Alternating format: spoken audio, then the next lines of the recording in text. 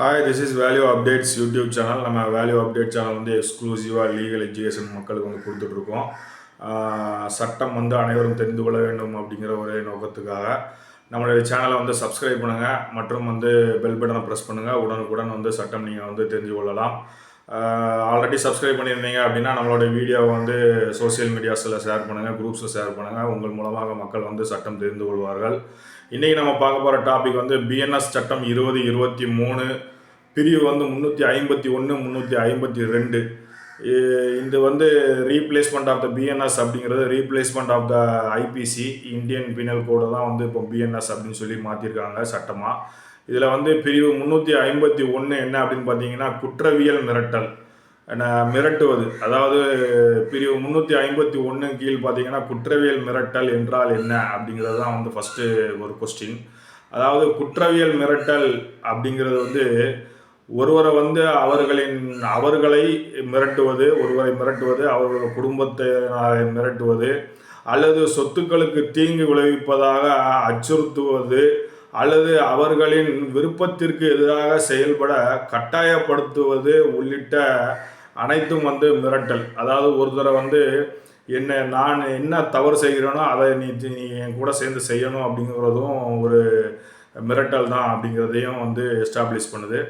ரெண்டாவது கொஸ்டின் என்னன்னு பார்த்தீங்கன்னா மோசமான குற்றவியல் மிரட்டலுக்கு அதிகபட்ச தண்டனை என்ன அப்படின்னு சொல்லி பார்க்கும்பொழுது, மோசமான குற்றவியல் மிரட்டலுக்கு வந்து அதாவது மரண அச்சுறுத்தல், கடுமையான காயம் போன்றவை இருந்தால் அதுக்கு வந்து அதிகபட்சமாக பார்த்தீங்க அப்படின்னா தண்டனை வந்து 7 ஆண்டுகள் வரை சிறை தண்டனை கொடுக்கலாம் அப்படின்னு சொல்லி பிஎன்எஸ் சட்டம் 2023 வந்து சொல்லியிருக்கிறாங்க. அடுத்த கொஸ்டின் என்ன அப்படின்னு பார்க்கும்பொழுது பிஎன்எஸ் பிரிவு 351 கீழ் பார்த்தீங்கன்னா ஒரு அச்சுறுத்தல் வந்து மிகவும் தீவிரமானதாக இருந்தால் வந்து என்ன, அதாவது அனாமதைய அச்சுறுத்தல் அப்படின்னா என்ன அப்படிங்கிறத பார்க்கும்பொழுது அச்சுறுத்தல் என்ற பெயரில் குறிப்பிடாமல் இருந்தால் அதற்கு 2 ஆண்டு வரை கூடுதல் சிறை தண்டனை வந்து விதிக்கப்படும். 7 ஆண்டுகள் போக கூடுதலாக 2 ஆண்டுகள் வந்து சிறை தண்டனை விதிக்கப்படும். மிகவும் கொடுமையான ஒரு அச்சுறுத்தலாக அது வந்து இருந்தால் அப்படிங்கிறது வந்து நம்ம சொல்கிறோம். அடுத்தது பார்த்திங்கன்னா பிரிவு 352 கீழ் வந்து 351 பார்த்தோம். பிஎன்எஸ் பிரிவு சட்டம் 2023 வந்து 351 பார்த்தோம். இப்போ வந்து பிஎன்எஸ் பிரிவு 2023 சட்டத்தில் வந்து பிரிவு 352 வந்து கீழ் பார்த்தீங்கன்னா அமைதியை வந்து சீர்குலைப்பது தான் அந்த சட்டம். அமைதியை சீர்குலைக்கும் நோக்கத்துடன் வேண்டுமென்றே அவமதிப்பதற்கான தண்டனை என்ன அப்படின்னு பார்க்கும்பொழுது இதற்கு பார்த்தீங்கன்னா 2 ஆண்டுகள் வரை சிறை தண்டனை அல்லது அபராதம் அல்லது இரண்டும் வந்து விதிக்கப்படும் அப்படிங்கிறது சொல்லப்பட்டிருக்கு பிஎன்எஸ் சட்டத்தில்.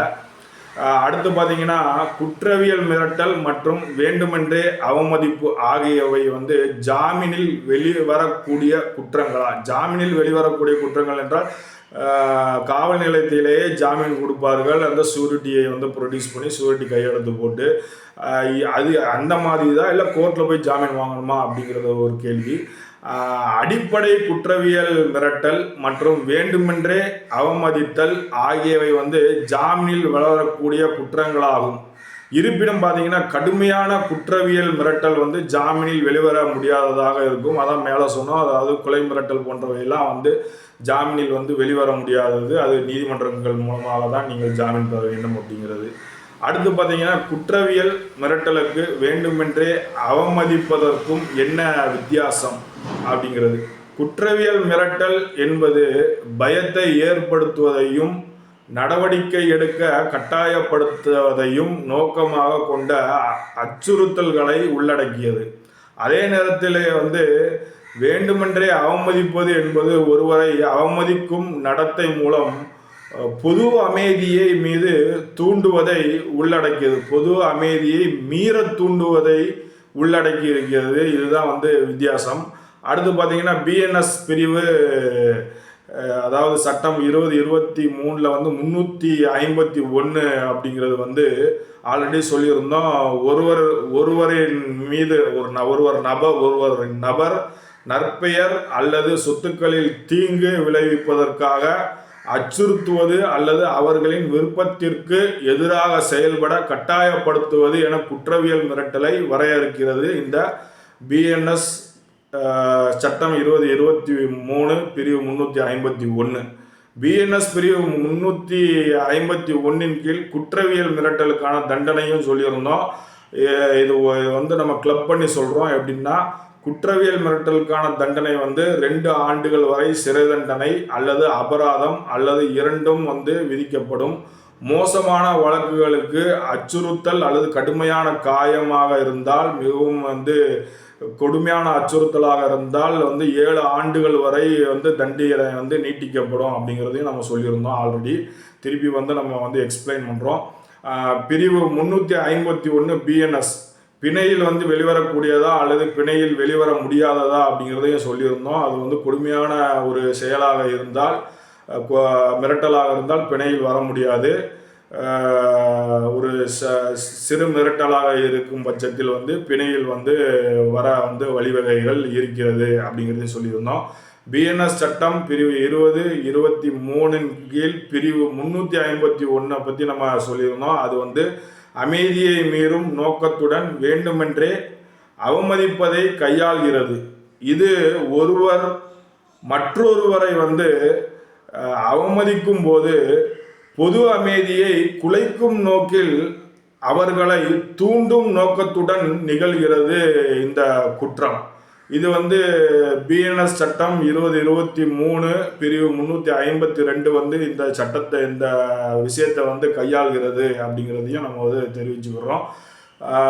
நம்மளுடைய சேனல் வந்து எக்ஸ்க்ளூசிவாக லீகல் வந்து எஜுகேட் பண்ணிகிட்டு இருக்கோம் மக்களுக்கு. நம்மளுடைய சேனலை வந்து சப்ஸ்கிரைப் பண்ணுங்கள். Value update channel.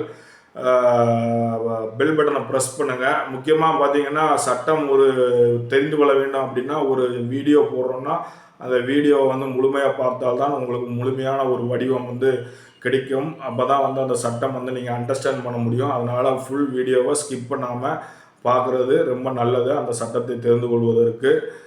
மிக்க நன்றி, வணக்கம்.